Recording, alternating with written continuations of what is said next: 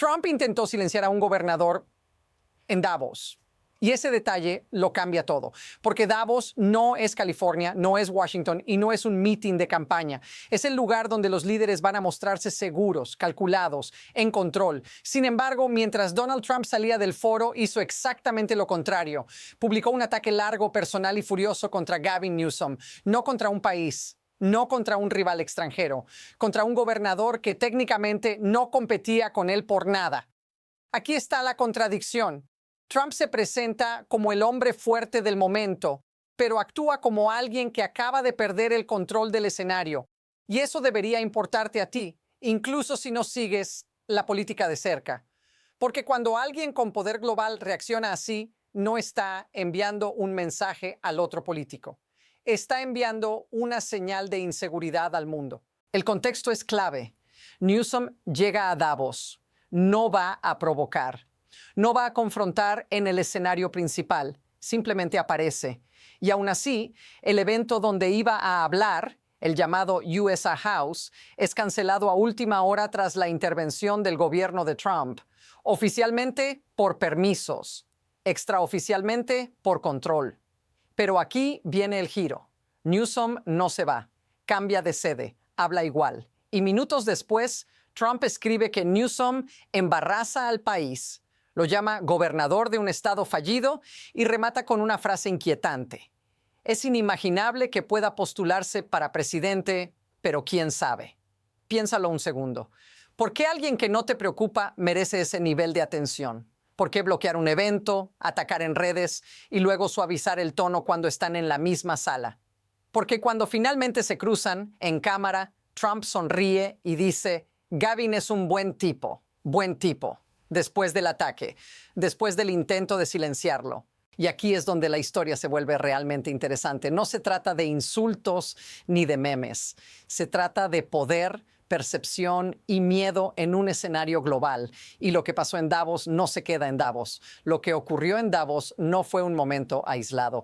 Fue una pieza más de un patrón que ya hemos visto antes, pero esta vez en un escenario internacional. El evento central era simple, al menos en apariencia. Trump viaja a Davos, da un discurso que genera confusión, incluyendo un momento ampliamente comentado donde se refiere a Groenlandia como un bloque de hielo en una zona terrible, y abandona el foro.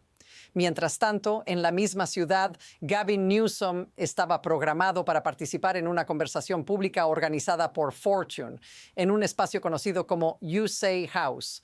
No era un meeting, no era una provocación directa, era un panel, y aún así, ese panel se cancela. El lugar, una iglesia alquilada dentro del área del foro, deja de estar disponible. Newsom no puede hablar allí. Ese es el hecho. Fact, no una interpretación. Ahora, aquí viene la pregunta que cambia el marco completo de la historia. ¿Desde cuándo un presidente en funciones necesita bloquear la agenda de un gobernador estatal en un foro extranjero? Porque si el argumento es que Newsom no importa, entonces nada de esto era necesario. No cerrar el espacio, no atacar en redes, no dedicarle un párrafo entero en una publicación pública. Y sin embargo, todo eso ocurrió. Y aquí está el patrón.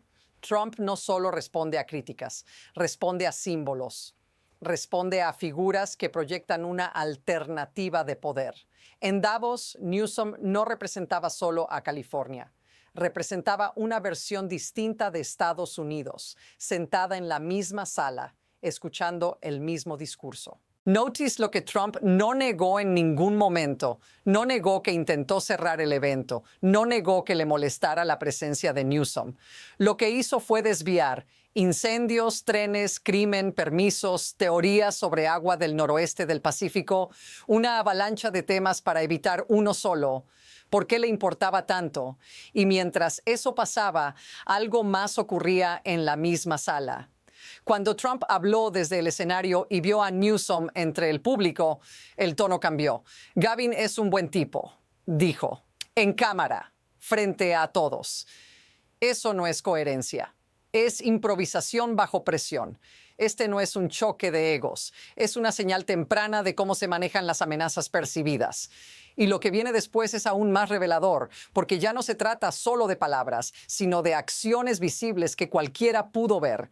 La afirmación es fuerte, pero está respaldada por los hechos. Trump no solo reaccionó, Trump se expuso.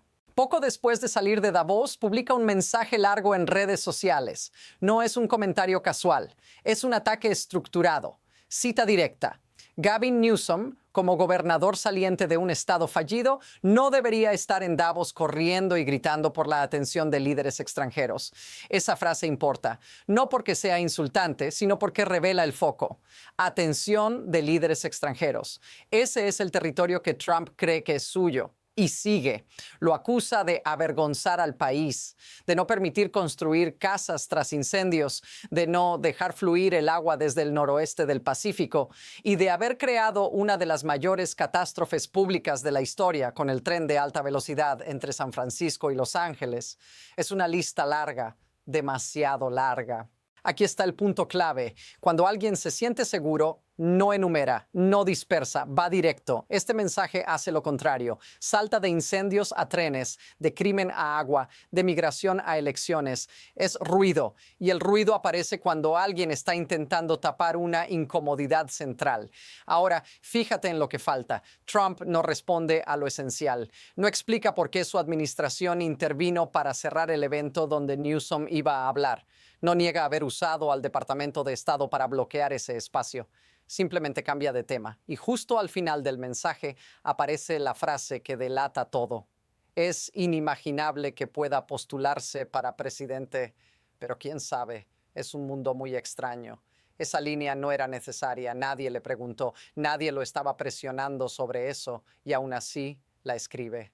Aquí es donde la historia gira, porque en política no mencionas un escenario que no está en tu cabeza, y menos lo haces en un foro público después de intentar silenciar a la misma persona. Mientras tanto, Newsom responde con una sola palabra: rent free. Sin explicación, sin hilo largo, solo eso. Y esa diferencia de estilo importa más de lo que parece. Porque en este punto ya no estamos viendo un intercambio, estamos viendo una asimetría. Uno grita, el otro observa, uno enumera, el otro espera. Y ese desequilibrio es exactamente lo que provoca el siguiente nivel de escalada. Porque después de las palabras vienen las imágenes. Y lo que se vio después en Davos fue imposible de ignorar. Entonces, observa cómo esto se intensifica. Mientras Trump intenta controlar la narrativa con palabras, las imágenes empiezan a contar otra historia. En Davos, Newsom no responde con un discurso formal ni con un comunicado. Responde con presencia, timing y contraste.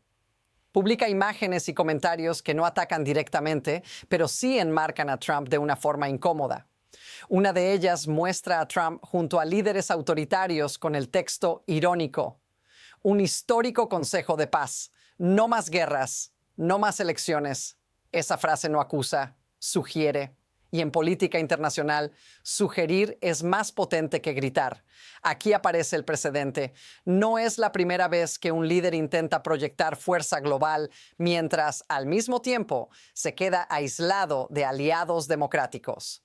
En Davos, el llamado Consejo de Paz de Trump no incluye países de la OTAN ni democracias occidentales. Fact. Esa ausencia es visible. No necesita explicación. Notice lo que empieza a normalizarse. Un presidente estadounidense en un foro global, rodeado de figuras cuestionadas, mientras gobernadores estatales reciben más atención mediática por contraste. Eso no era normal hace una década. Hoy ocurre en tiempo real y hay más. En el escenario, Trump aparece con la mano visiblemente amoratada. Su equipo ofrece explicaciones contradictorias. Que fue una puerta, que fue aspirina, que fue estrechar demasiadas manos. Detalles menores, aparentemente. Pero en un entorno como Davos, cada detalle físico se convierte en símbolo. Y el símbolo aquí es fragilidad, no control. Mientras tanto, Newsom sigue publicando sin prisas, sin urgencia. fotos, ironías, silencios calculados. No intenta ganar la discusión. Deja que el contexto haga el trabajo. Este es el punto donde algo se vuelve claro. Trump no está peleando solo contra críticas, está reaccionando a una pérdida de centralidad. Y cuando eso ocurre, la respuesta suele ser exagerada. Porque lo que viene después ya no es solo burla o contraste, es una acusación directa sobre poder, censura y autoritarismo. Y ahí es donde la historia cruza una línea más peligrosa. Entonces la historia entra en su fase más tensa. Porque ya no es solo Davos. Empiezan a acumularse los hechos uno detrás de otro, sin tiempo para que nadie los procese del todo. Primero el evento cancelado, luego el ataque en redes, después el cambio de tono en cámara. Y ahora el propio Newsom toma el micrófono y dice algo que rompe el decorado diplomático. Cita directa. Donald Trump intentó robar la última elección, intentó prender fuego a la democracia y luego indultó a quienes participaron. Eso no es un comentario casual, lo dice en un foro internacional frente a una audiencia que no vota en Estados Unidos, pero que observa su estabilidad y no se queda ahí. Añade que no puede mirar a sus hijos a los ojos si guarda silencio. Esa frase desplaza el eje. Ya no habla como político estatal, habla como alguien que asume un riesgo personal. Mientras tanto, Trump no responde a ese contenido, no refuta la acusación, no entra en el fondo, la omisión es total. Notice lo que no desmiente. En lugar de eso, el conflicto se mueve a otro plano. Newsom revela que tras la cancelación del evento, simplemente cambió de lugar y habló igual. El intento de bloqueo falló. Y casi al mismo tiempo introduce otro elemento. Describe el despliegue de fuerzas federales en California, miles de efectivos de la Guardia Nacional, cientos de marines activos enviados no al extranjero, sino a ciudades estadounidenses. Habla de agentes enmascarados, de detenciones sin debido proceso, de personas separadas de sus familias. Estos no son adjetivos, son descripciones concretas de acciones. Aquí es donde la presión se acumula. Cancelación de eventos, ataques personales, uso del aparato federal, silencio ante acusaciones específicas. Todo ocurre en días, no en meses. La velocidad importa, porque cuando los acontecimientos se apilan así, el sistema deja de parecer estable y empieza a parecer reactivo. Y esa es la pregunta que queda flotando. ¿Qué pasa si este patrón no se detiene aquí? La respuesta no está en Davos. Está mucho más cerca de la vida cotidiana. Y ahí es donde el impacto deja de ser abstracto y se vuelve personal. Porque en este punto, esto ya no es un juego de élites. Te toca a ti. Cuando un evento se cancela por presión política, no afecta solo a quien iba a hablar. Afecta a la idea de que los espacios públicos siguen siendo públicos. Cuando fuerzas federales se despliegan dentro del país como si fuera territorio hostil, no es un debate ideológico. Es una experiencia real para la gente que vive ahí. Calles cerradas, helicópteros, familias separadas, personas detenidas sin entender por qué. Newsom lo plantea de forma directa. Esto es América al revés. Y más allá de si simpatizas con él o no, el mecanismo es reconocible. El poder que se siente cuestionado no busca convencer, busca controlar el entorno, cerrar espacios, cambiar el tema, acelerar para que nadie tenga tiempo de reaccionar. Y aquí está el detalle que conecta contigo. No necesitas estar en California ni en Davos para sentir esto. Lo has visto antes, en tu trabajo, en redes, en instituciones que dejan de escuchar y empiezan a imponer. El patrón es el mismo. Presión, ruido, distracción. Nótese cómo desaparece el debate real. Nadie está discutiendo políticas concretas en ese momento. Nadie está resolviendo incendios, migración o crimen. Todo gira alrededor de quién domina la narrativa, quién habla, quién calla, quién puede estar en la sala. Y cuando eso ocurre, el costo no lo pagan los políticos, lo pagan las personas comunes que viven bajo decisiones tomadas a toda velocidad, sin transparencia. Por eso esta historia no se siente lejana. Se siente familiar. Si esto te resulta conocido, dilo en los comentarios. Porque lo que estamos viendo no es un episodio aislado, es el resultado de un sistema que permite que el espectáculo sustituya al control real. Y para entender por qué esto sigue pasando, hay que mirar más arriba, no a las personas, sino al mecanismo que lo hace posible.